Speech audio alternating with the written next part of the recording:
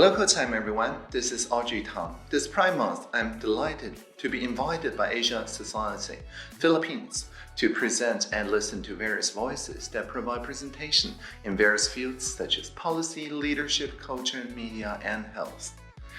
As you know, I'm Taiwan's digital minister in charge of social innovation. Taiwan is a country that excels at innovation and technology. In the fields of innovation and technology, biology should not determine our destiny, because while computers may be binary, people are not.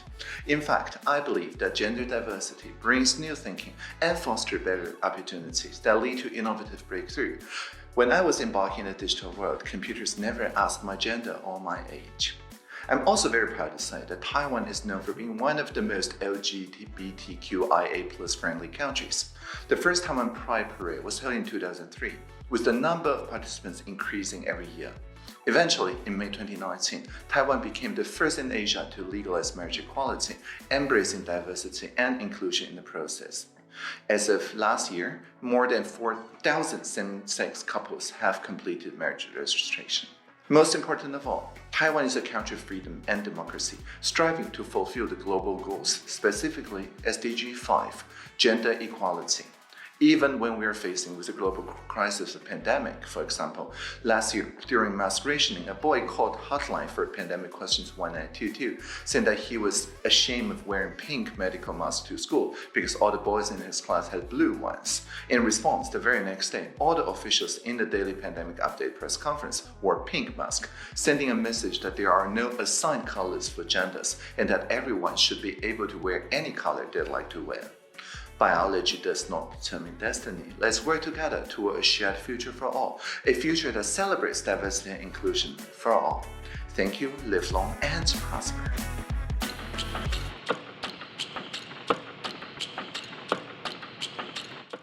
Over the past few years, we have seen an increasing shift towards intersectional way of doing activism.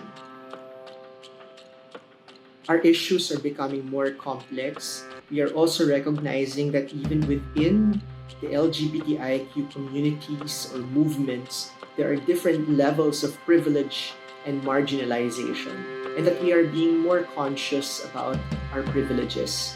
For us in ASEAN SOGIE Caucus, we are very clear that in our engagements, in our advocacy, in our support for local organizations, prioritize those that are in the periphery. For example, LGBTI young persons, LGBTI persons in rural areas, LGBTI persons with disabilities, LGBTI persons living in the periphery, because we recognize a lot of activism is happening in the big cities, in urban spaces. I think for us, we also have the responsibility to open and create and hold spaces for those in remote areas and to listen what are the lived realities of LGBTI persons there, to listen and understand their concerns and to respond and to work with them in addressing their concerns. Sometimes there's a tendency for us LGBTI organizations from the region or from the capitals or from the big cities to have preconceived notions of what is essential for the community.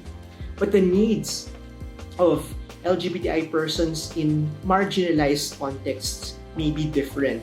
I think for us LGBTI leaders, the call is to be more open, to have the space to listen, and to have that bold action to respond to their priorities, even if our preconceived priorities are different.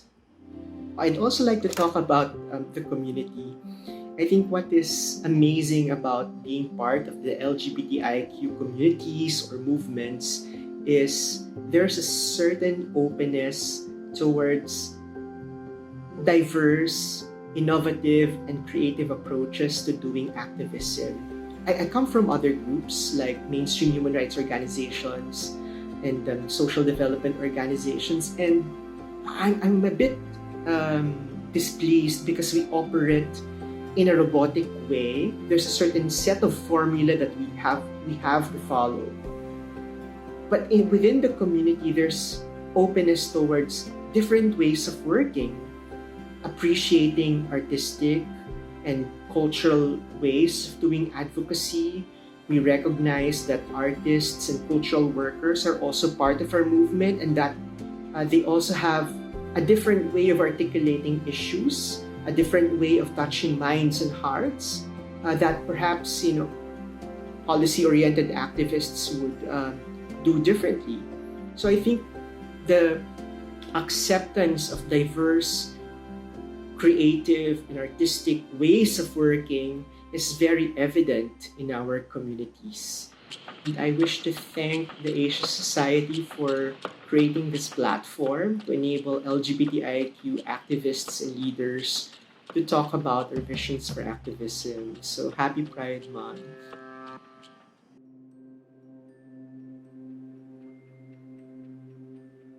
If you can love yourself, you will know who you are. And when you know who you are, you will know your meaning of existence and the meaning of your living. And when you have achieved that, then you can achieve success and happiness in the future. Love yourself first. Love your family. Love each other. And please stay healthy. Stay safe for now. I don't want you to die like the people in my country. You're alive. You can do as much as you can. You can do what you love. You can do what you like. You have chances. You have a lot of opportunities to make yourself feel better, to make yourself upgrade. Please stay alive. Stay healthy. You're not alone. Sana lagi po kayong naririyan upang ipagpatuloy nyo, ituloy-tuloy lamang po kung ano yung pinagagawa ninyo sa inyong mga komunidad at para sa inyong advocacy. Ituloy lamang po ninyo kasi mahalaga po na nakikita po kayo at napapansin po tayo kung ano po yung mga bagay-bagay na nais po natin ipatupad sa ating sosyedad. Inuulit ko na tuloy-tuloy lamang po tayo, hindi po tayo susuko, hindi po tayo hihinto sa ating mga advokasya. It's great to be yourself. You should follow your path and explore where you need to go. Be true to yourself.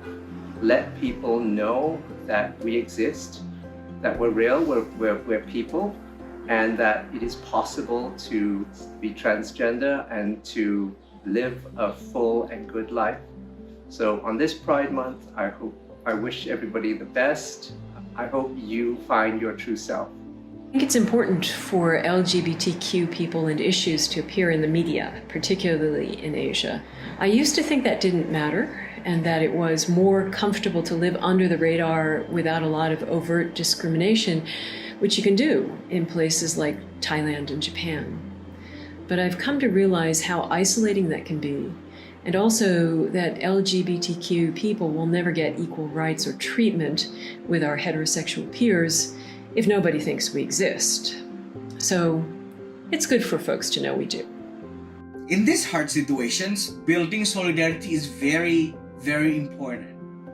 We need each other back. So find a friend, build a good support systems, and we will get through this together. It's better for us not lose hope.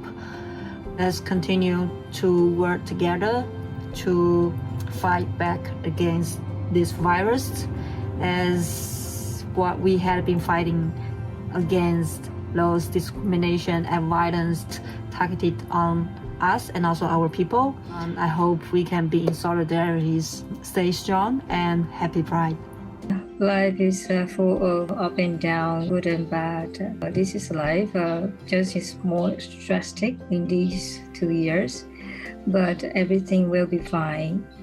I think the most important thing that if we can keep our mind in peace, then our world will follow us. Being genuinely happy about someone's decision to live his or her authentic self doesn't cost anyone anything. Always choose to love, respect, and understand other people's choices, even if they're not aligned with your beliefs, simply because it's the right thing to do.